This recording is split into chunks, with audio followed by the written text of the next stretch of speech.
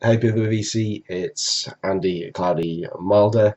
Today I'm kind of going to do two videos in one, if that makes sense. I've been sitting on a Grail that I picked up in the mail for a few weeks now and been just find it difficult to get the motivation to make a video on this, and also I wanted to do a response, competition response for Brett, Vinyl Victim, his 100 subs competition, which it may well have ended now already. It might be too late. He wanted us to show an album. You know, if we could only take one album to Desert Island or whatever, and it could only be one album, what would it be? And I was kind of struggling to pick one. I've never been someone who's had one favourite album, but I had this Grail in the mail video I wanted to do, and I figured, you know, this was such a great album, it would give me a good opportunity to talk about it and answer Brett's questions and kill two birds with one stone. So I quite often look for this album on eBay. I've more times than I can remember put in minimum bids for this album and never won it. I've never really tried to aggressively pick it up or pay over the odds. It goes for quite a bit of money generally, but I had a bit of luck the other week. There were two auctions going on, and as I do, I don't know about you, but I put in the minimum bid on two of them, fully expecting not to win. What I would generally do is wait until the end, and if someone else has outbid me but it's still within what I want to pay, I might make another bid on it. One of them was for about it was under £5, and it wasn't complete, and the condition wasn't. The seller had actually said that the condition, he didn't have a record player to play. It's from his earlier collection. It had been well played, and the condition reflected that. But I thought, you know, minimum bid £5. I'm not going to go over the top to win that one, even if someone outbids me. And the other one was in a better condition, much better condition, and but still cheaper than the going price. If you were to go on to Discogs for this album, it would be a fair bit more than the minimum bid went, the minimum starting bid on the auction. And what would you know? I went and won both of them with a minimum bid. So I wait years to find this particular album, this particular Grail, and then I get two at once. So that album is, you probably already know, it's probably going to be in the thumbnail, but that is Filth Hounds of Hades by Tank. As I say, you wait for one and then two come up. Now if you've got one of those fancy VR headsets, you could probably put it on now and you will get to see this album in glorious 3D, but no, not really. So this is the one that I'll say it was incomplete. The condition wasn't described well, but to me it's VG on both the cover, which has quite a bit of edge wear. It's got quite a few creases. It's still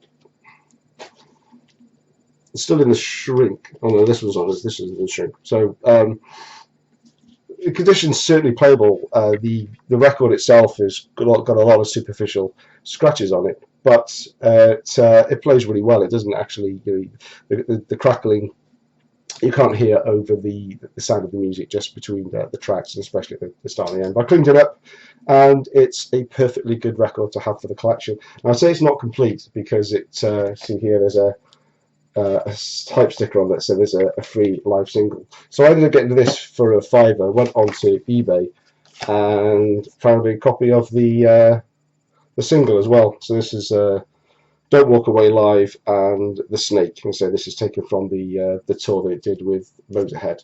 So I think the single cost me about £6. So for a total of £10, I've now got a record worth about 2.5 times that. The other copy I picked up, so this was this was quite a bit more minimum bid, or so, but still less than you pay on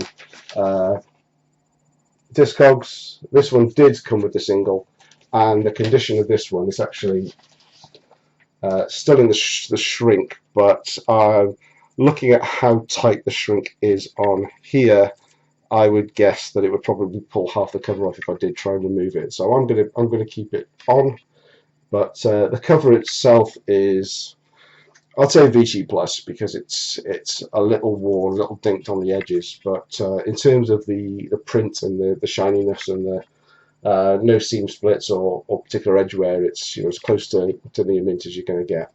Vinyl itself as well, very good, very good VG plus, and as I say, complete. So I don't know whether I want 2 copies of this album, although I'm very happy to have them. I've only actually played the one that's in the lesser condition, because I, you know, while I've got the 2, I want to keep the one that's better for as long as possible. But I would consider trading in one of the copies, the VG version, for a copy of Tank's 3rd album, This Means War. But only if somebody has it on the Music for Nations labels. That's MFN3. If you have that and you're interested in a trade, maybe we can work something out. Despite this one, I think, being probably worth more.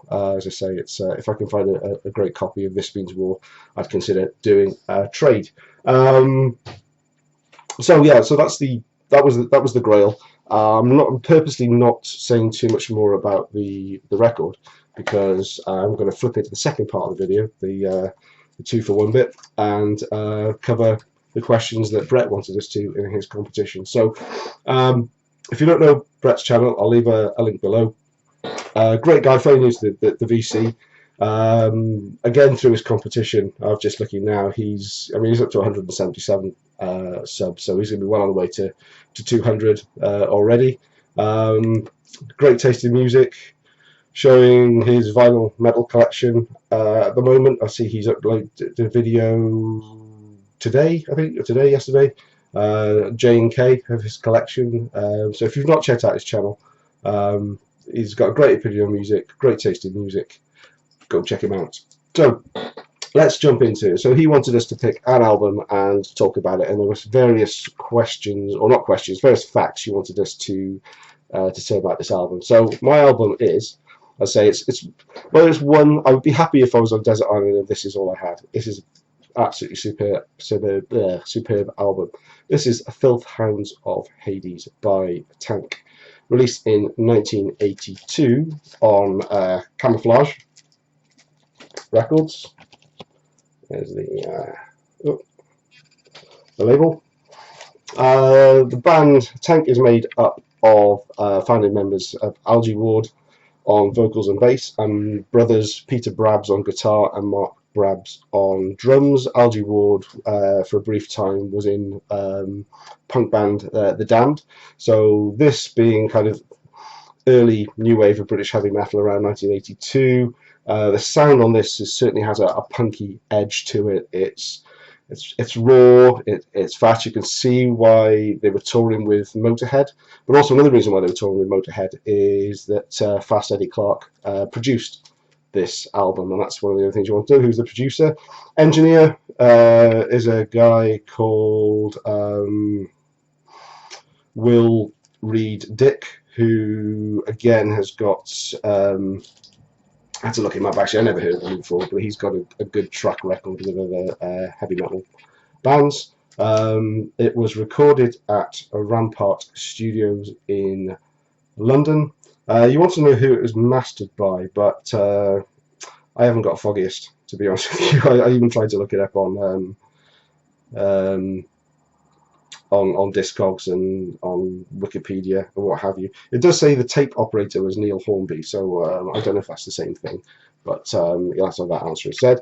The artwork is by a chap called Brett Evans, another Brett, who is well, he was, unfortunately died a couple of years ago, British comic book artist, known mainly for working with Judge Dredd and Rogue Trooper in the 2000 AD comic. The songs. So there are about 10 songs on here. Most of them are killers, in fact, if not all killers. So Shell Shock, Struck by Lightning, Run Like Hell, Blood, Guts, and Beer. TWDAMO, and it's gone. I knew what that stood for. I'm trying to look at it now, but I can't remember what that stands for. Shocking. But side B, Turn Your Head Around, Heavy Artillery, Who Needs Love Songs, Filth Hands of Hades, and the last one, He Fell in Love with a Stormtrooper. The highlights for me are songs like Struck by Lightning, Heavy Artillery. Who Needs Love Songs is kind of a bit of a slower one, really. Not a ballad by any means, but a bit more melodic than some of the rawness on the other songs. What was the next question? So that's the songs. All the songs were written by Tank and credited to the 3 members of Tank. And interesting facts: Canadian pressing apparently has a slightly different cover with maroon dogs on the front. And as I say, this version was released with a limited edition single, also on Camouflage Records, again with Don't Walk Away, Live, and The Snake, all by Tank. So there we have it. Congratulations, Brett, on your 100 subs. Glad I got time to put this in. I hope I've not missed the deadline, and I hope you don't mind me kind of tagging it in with another video.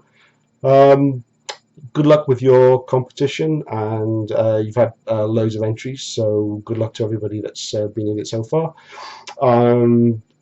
My own 300 subs competition ends tomorrow. I said I would do the drawing on the 3rd. Who knows why I've got you 3 days in between, but if you're still planning on making a video and you hadn't, thanks to everybody who has. But if you haven't made one and you're still planning, don't worry about the deadline being tomorrow. The fact that I'll put a video together on Wednesday, so as long as I've seen it before I make that video, you'll be included. Thanks for watching. Hope you're all having a great weekend, and I will catch up with you again very soon. Bye now.